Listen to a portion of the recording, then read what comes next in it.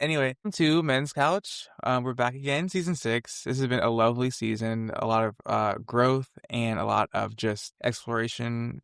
It's just been so fun so far, and I've been enjoying the journey of going into different topics and just meeting new people, meeting different authors, having different people on. It's just been so lovely. Yeah, today's topic is Relationships. yes. So we're here to talk about relationships. I'm with Jacob. Austria. With Austria. And Daphne. Yeah, so we're here to talk about relationships, why they matter, and what are the dynamics that go into relationships. Now, for one, I don't date, and I'm single. I'm happily single, but you two have a relationship. But also, you also have a lot of just in general, you have a lot of insight, and the way that you approach relationships is very mature from the people that, at least some of the people that I've known.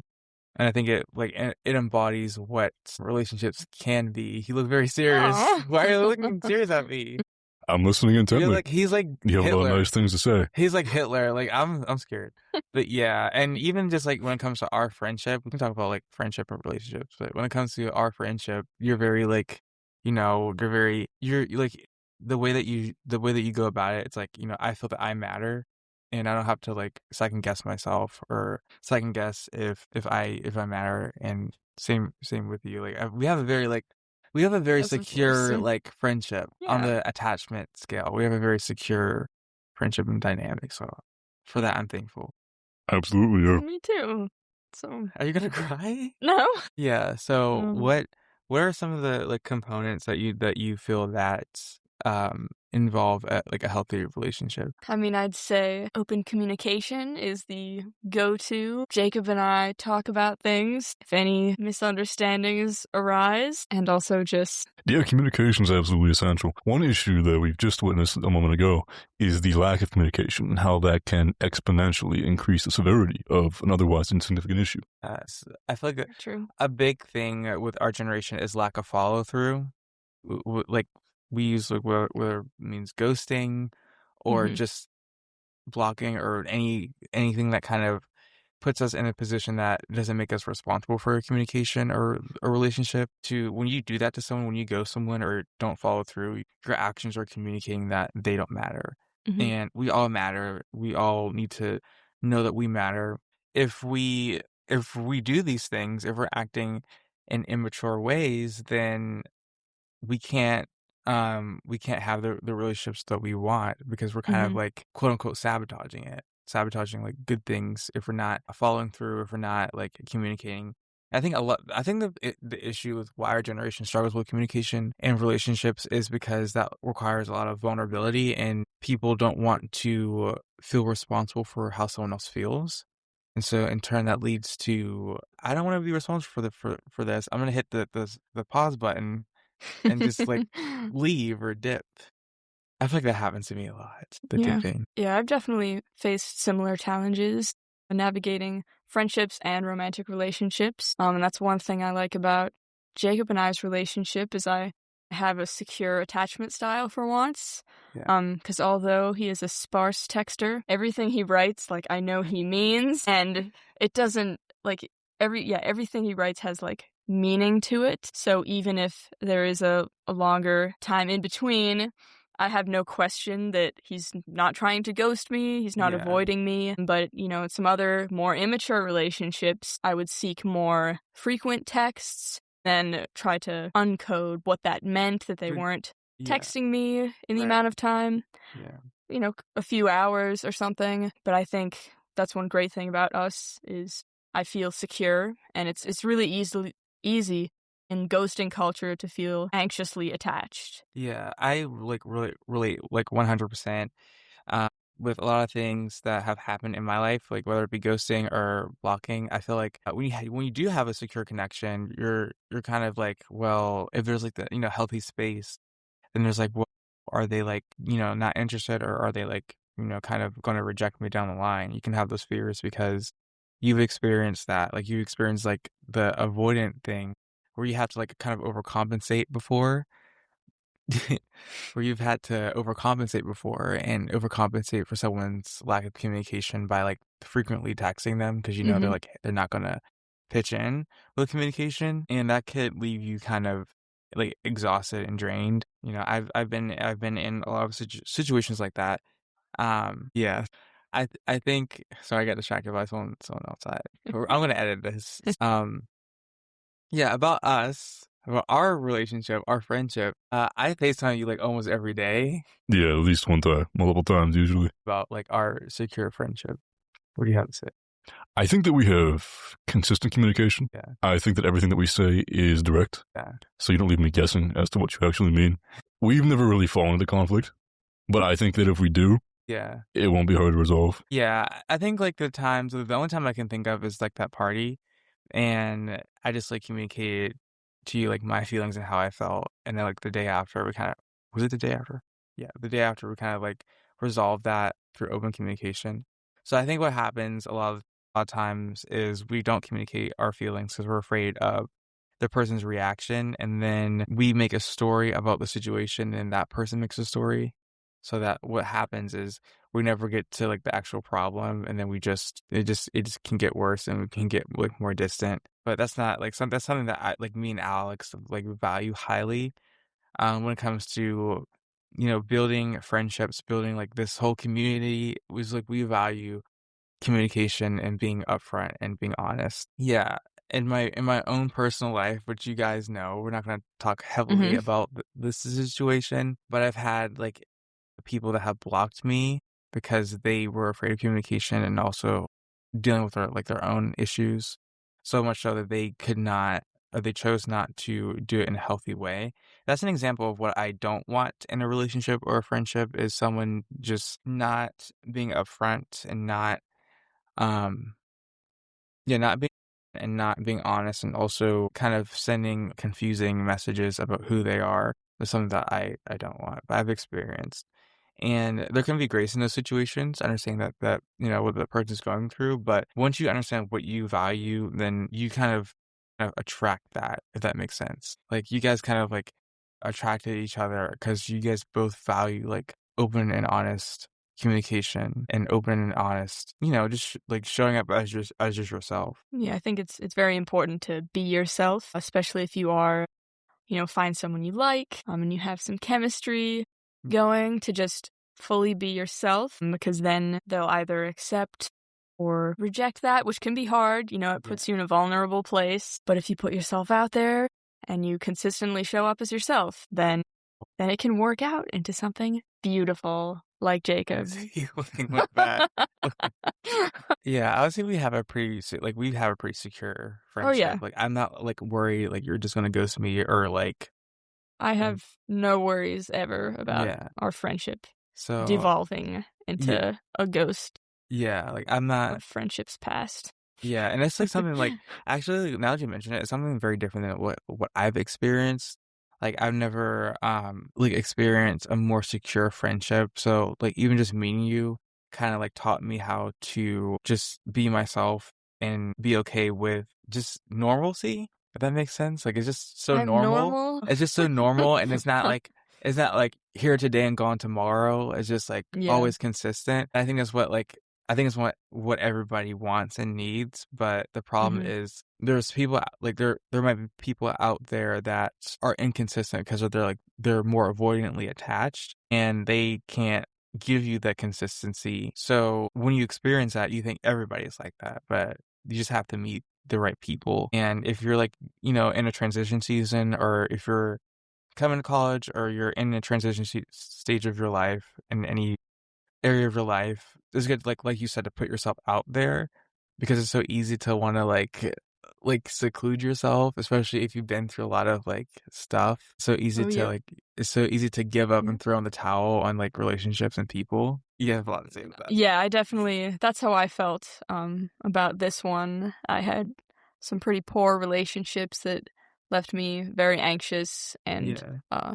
hurt in the past, and quite recently actually. So it was a shock to finally meet somebody who didn't make me feel like that or make me guess, because when you have to guess, like, it makes your brain try to fill in the gaps. And that's Yes. where your anxiety can just go like haywire. Yeah. And And it's you're really hard to rein in and control. yeah, So it's that's like why security is so important. Yeah, so you're trying to be like two people like in a relationship. You're trying to be like you're trying to guess what the other person's motives are. You're trying to figure out like you're trying to figure out how to not make them run away, and because Yeah. you feel like you're gonna make them run away if you're just showing up as yourself. But when We're I first met you, I think it was like last was it last year? talking to me or her. You. It would be last December. Yeah, when I first met you, I'm like, who is this? Like, who is this Hitler looking guy talking about he's from Austria? And I was just like, who is this guy? But I don't know. What I noticed that's different is that you put a lot of value into the people around you, and it's not a thing that I see a lot. I see like I tend to see a lot of like passivity with men in their friendships and in their like Mhm. romantic relationships. They treat it as like something that can just like if it's here, it's here. If it's not, it's not. But that's not like intentionality. When we lose that intentionality, then we can't have any security. When we lose intentionality, we can't have any security. So I think that's like what's missing is that a lot of people aren't Mhm. intentional. They think that relationships are just going to happen, but you can't like you're not we can't just thrive off of like just chemistry and us liking each other and stuff like that because you're not really putting the effort into the other person. You're not showing them that they matter. And I don't know, like, I don't know if it's just a Gen Z thing. I think it's just like an all around humanity thing. I think as a society and as humanity, we need to be putting value into the people around us. And this goes into like how like we can be like tend to be more individualized and focus on so much on like what are my goals or what do I want to do like Mhm. and like to a degree that's fine, but like if we're not balancing that out with the people around us, then we're not going to experience the relationships that we want. What do you think about that? Really relationships. I mean, I have my own reasons for that, but primarily, I've found that too many people try to emphasize labels and fit in with a community instead of looking for a few individuals in that community and then hitting it off with them and going from there. I don't know if I'd be friends with everybody that we know in common individually, but because I know you, I spend time and I enjoy being around those people. And Yeah. so too many people focus on being a part of a group instead of having a one-on-one relationship and then allowing that to lead them to a group. I feel like social media kind of like has impacted us a little bit. We're so focused on having like the squad, the group, the people, Mhm. instead of just because I don't know, I feel like it wasn't like that until like very recently, like in human history, like we weren't like so focused on just the the group because you only knew like the few people around you. You didn't have like all these different friends and like messages. You only knew the few people around you, so that gave you more credence to develop the relationships that you already had. And I think another thing that's missing is that we're not engaging in what's around us and developing those in a consistent way, and we're focusing on the big instead of focusing on like the few many, and so the few many don't feel like they matter, so they aren't going to want to reciprocate. So I think it's all about, like you said, your value is the many few, and that's not very that's not very in line with the culture, which is not a bad thing. I think that can also kind of relate to how I was talking about, um, Jacob being a sparser texter, is that now we tend to overdo things, like with texts, we're, like, texting people all the time, and it it makes the meaning of each text, like, even smaller, and if you think, like, pre-text, people gave each other calls on the phone, and again, that wasn't you probably weren't talking all day, but the texting equivalent of that is just, like, just texting constantly.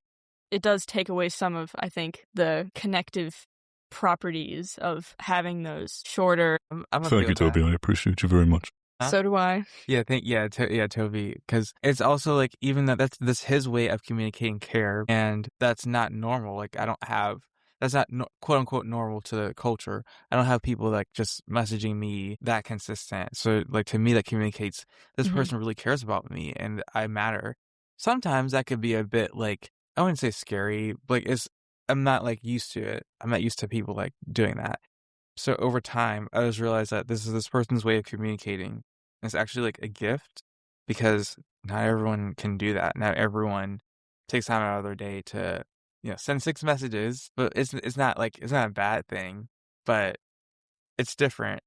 But it also shows that he knows how to hold a friendship or relationship in a consistent way instead of being like here today. I feel like I don't know.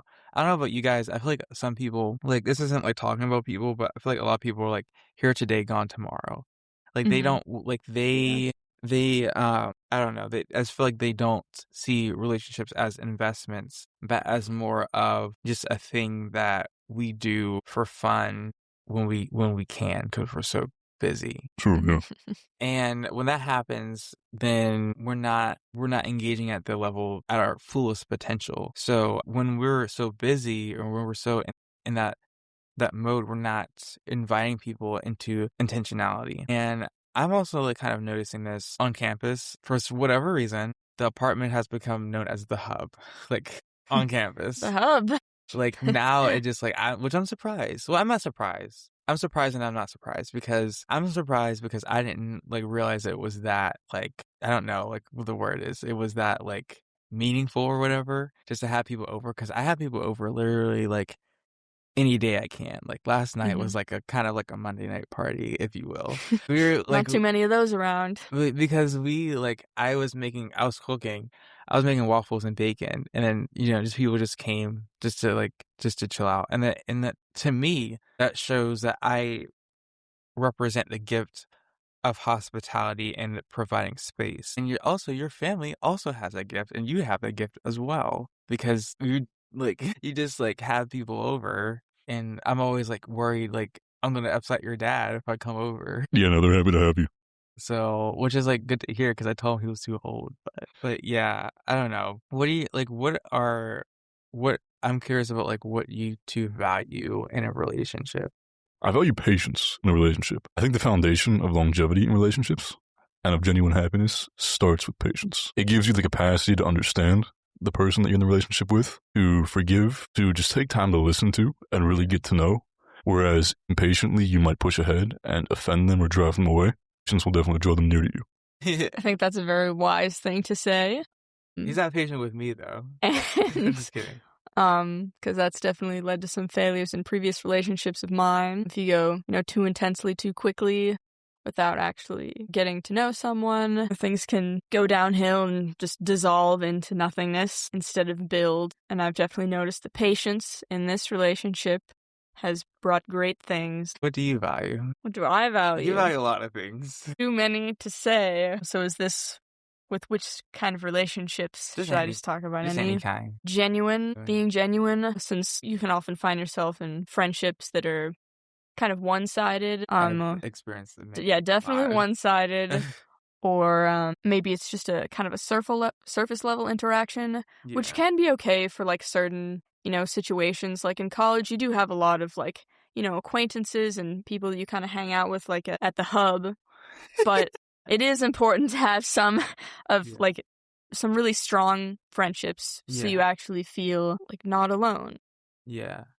I like that you said genuineness. I think another thing that we're kind of sometimes missing is that genuineness, that aspect of authenticity, showing your authentic self, being upfront about your intentions, being upfront about who you are and what you value. Exactly. First, that requires like you having an idea of who you are and an idea of your identity and yourself, your self-concept. If that self-concept has been eroded by things like shame or pressure or just trying to be everybody's friend or whatever, then you're not going to be genuine. And when you're not genuine or authentic in a relationship, then you can't sustain it long term. You can't sustain it, and you can't, I definitely agree. Eventually fall apart. Yep. Like this podcast. I've definitely fallen into a lot of friendships like that. And then I wondered why I wasn't like pleased or felt good is because I was trying to make connections that weren't there. Yeah, and that person. And that's okay. You just have to kind of search in the spaces where you can find people that not meet your requirements, but that maybe meet your requirements. I tell people, you got to keep have me. Standards. I have standards. Through your nose, I have standards. No, of course, yeah. I have standards. This YN has standards. You're the executive YN. I am the executive YN, yeah. Are you leaving? But yes, I have to go. Bye. Thank you for being on. It's great being on the podcast. Hopefully I'll talk to you guys again in this state. Good luck. What what things do you value? Like well, I guess we did relationships, but what things do you value? Like, well, okay, let me rephrase this. You love me and Alex. Yeah, of course. Why is that? Ooh, I got a long list of words for that. Why do you think bye Daphne, love you. It was good to see you. I hope I see you wait, I'll see you on Friday. Yeah. Why specifically me and Alex? Like what do we embody that you value? I think that you both embody optimism, which is a bit of a rarity, especially right now. Yeah. But whenever I met you, I felt like you thought very highly of me, or that you gave me an opportunity to prove myself as a good person and didn't immediately cast some sort of negative perception on me. I did? No, you didn't. I didn't. Yeah, you didn't. Neither did Alex. I believe that the two of you believe the best about people. Yeah. You want to give people a chance to prove themselves, and almost to a fault, you forgive people and try to believe the best about people, even if they wrong you. And so what does that result in? That results in a few different things. The first thing is the two of you being extremely hospitable, being a center of a community, having many excellent, healthy relationships, I believe, with a wide variety of people. You have a very diverse friend group. There are absolutely instances where you'll find somebody on the other end who will abuse your goodness. This occurs. It's natural. This occurs once a month. Yeah, this happens. Yeah, I think we are definitely welcoming people, and that could be sometimes to like a fault, and that could, being like highly empathic and being an empath, you want to welcome everyone in, but sometimes people can take advantage of that, and sometimes they don't respect your boundaries, or they just think they can do whatever. Although, like, what I would say to people that are like that is that when you experience that over time, you will learn how to set those boundaries earlier, so that you tell people from the door, this is who I am, this is what I will tolerate, this is what I will not tolerate. It becomes a process of being more aligned with your values. If you value communication, you're going to actualize that, and you're going to follow through with that.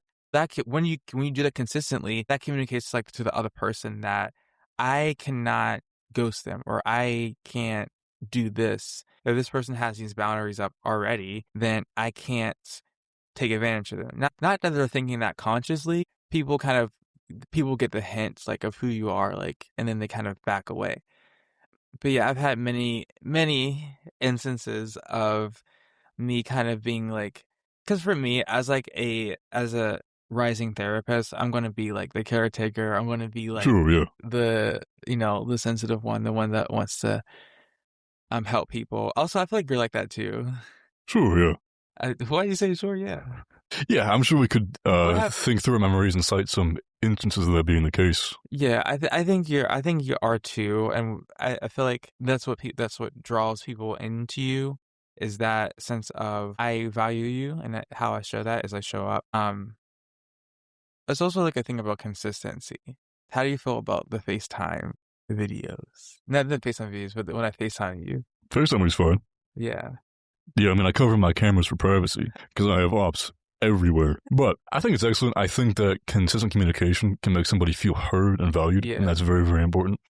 I think you do that well. One thing that you do particularly well is that you kind of recruit friends in a way that I haven't seen with other people here.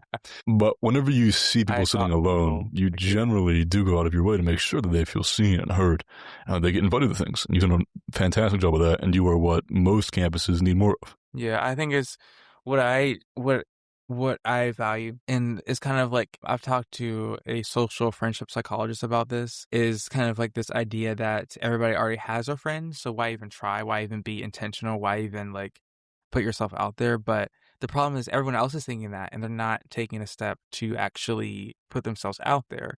So what you end up doing is, if you don't do that, then you're like, oh my gosh, this is like, I want to get to know this person. But then if you like listen to fear of, you'll let the connection just slide.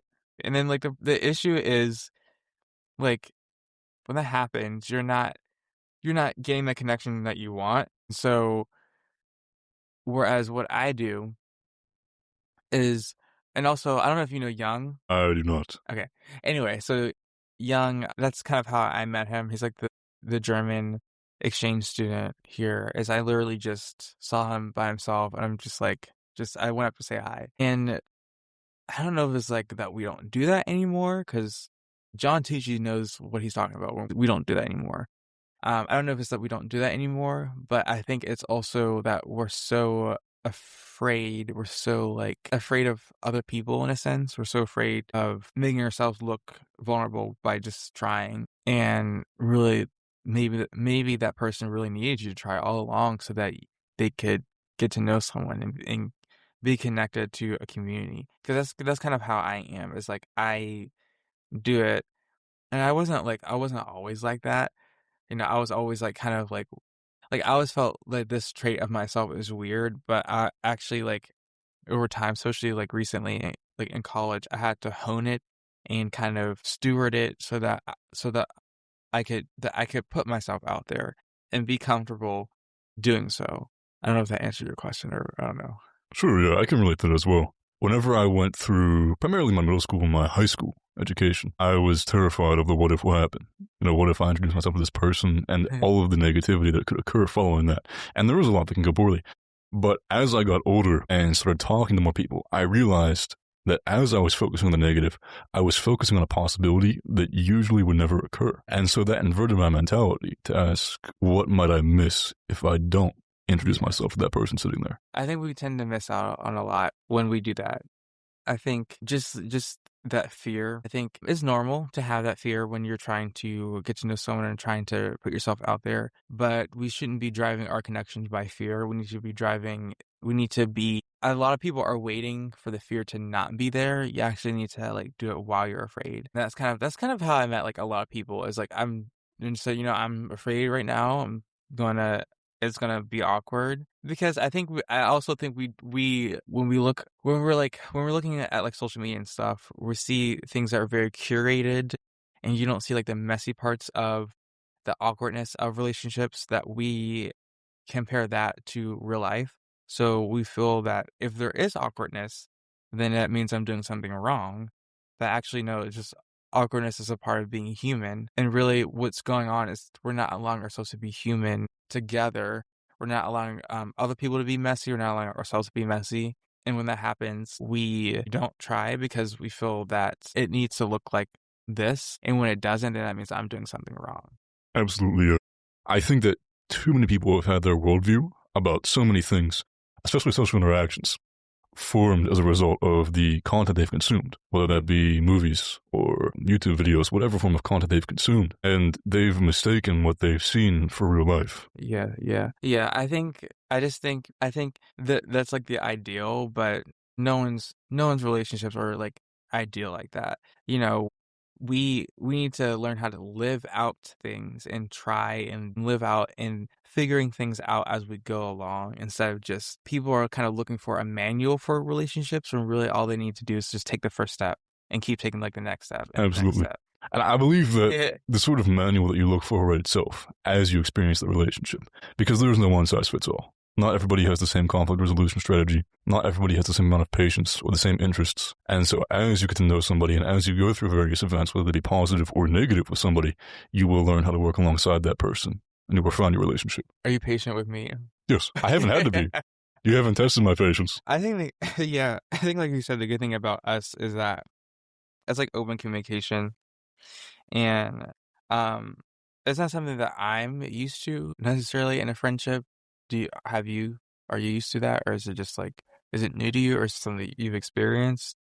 I wouldn't say it's terribly foreign. It's definitely not common. But as a result of that uncommon nature of open communication, I haven't had as many relationships that have been of particular value. Most of those relationships that I have that are more closed off usually don't go very far. We remain acquaintances or very shallow friends at best, as opposed to most of my relationships that I really cherish, I've known for years. And one difference is that our interactions have primarily been in person. We have Ours? Sure, ours as well. But in any relationship of mine that's really been successful and fulfilling and worthwhile, most of our interaction has been in person. Yeah. And I think that adds a new level of authenticity to your relationship, as previously, through a phone, you can't really tell intentions. You can't necessarily decide the context behind what you're reading and what you're hearing. Especially if they don't show you their camera. Yeah, sure. If they don't show you their face. I have to hide from the ops. You must understand. Yeah. I think as well as whenever you spend any time away from somebody, whenever I'm speaking to you, I get my answers immediately. Yeah. And to an extent, we've been conditioned to like that. But also, that's been natural throughout most of human history, is that I'll talk to you, you talk to me. So I'm not trying to guess what you mean. I'm looking you in the eyes and talking to you.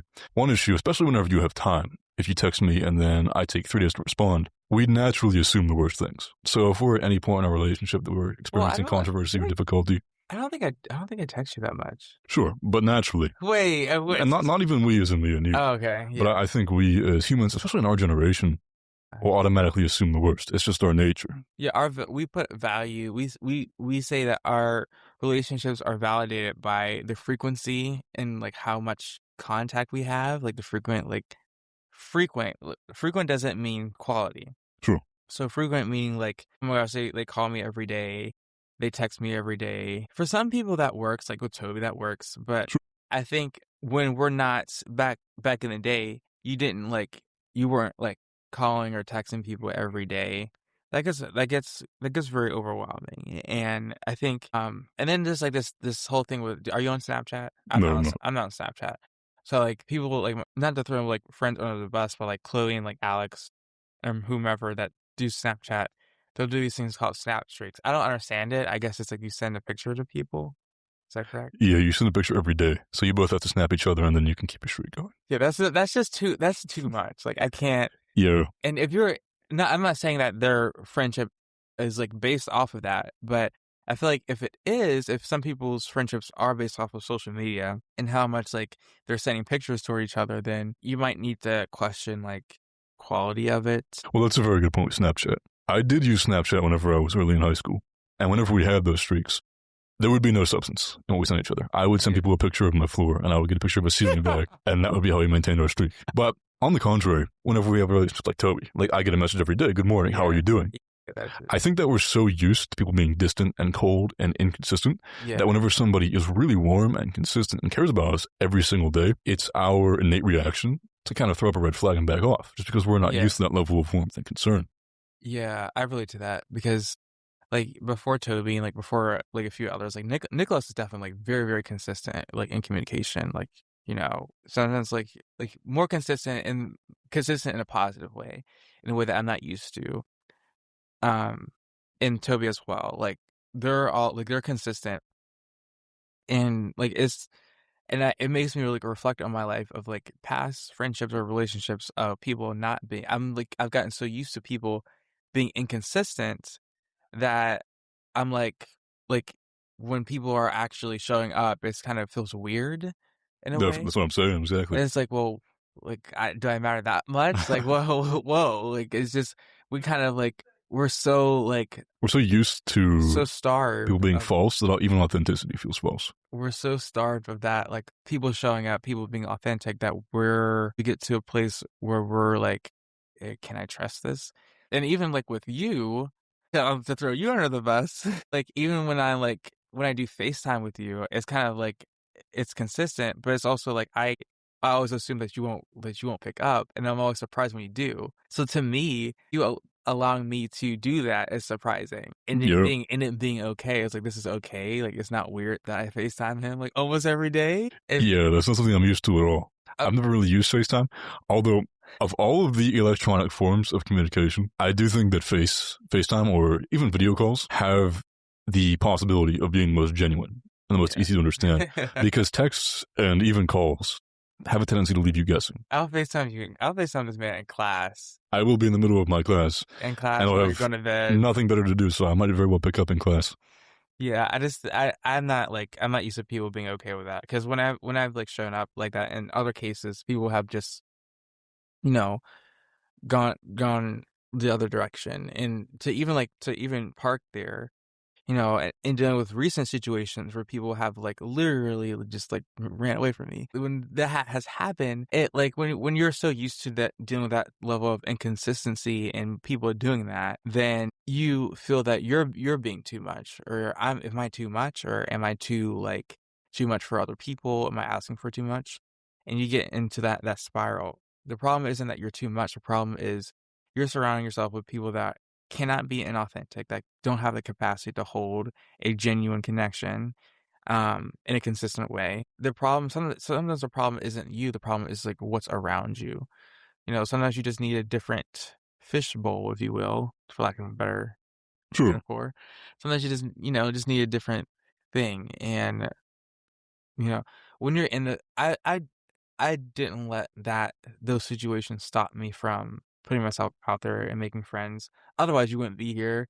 That's true, yeah. If I didn't I feel like we can sometimes close ourselves off from connection when we've been so hurt. But my encouragement to listeners is to not do that, is to keep trying. Absolutely, yeah. So you keep trying, because sometimes, like, I don't know, I care a lot, and then sometimes, like, I'm just like, I just want to give up on humanity. Like, I just want to give up on people.